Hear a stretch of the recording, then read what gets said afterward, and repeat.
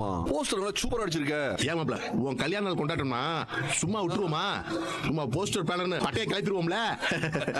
அதானே மாப்ள, உன்கிட்ட ஒரு விஷயம் சொல்லணும்னு தோணுச்சு, சொல்லலாமா?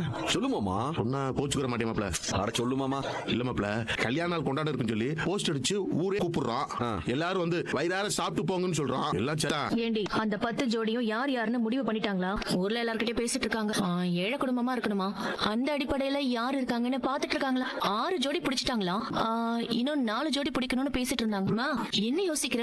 ஏண்டி அந்த 10ல ஒரு 2 ஜோடி நாம ஏற்பாடு பண்ண ஜோடியா இருந்துட்டா? என்னமா சொல்ற?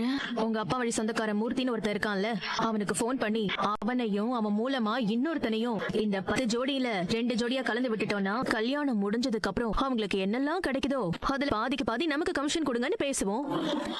30 லட்சம் ரூபாய் அவங்களுக்கு கிடைக்குதுன்னா அதுல 15 லட்சம் ரூபாய் நமக்கு. என்ன சொல்ற?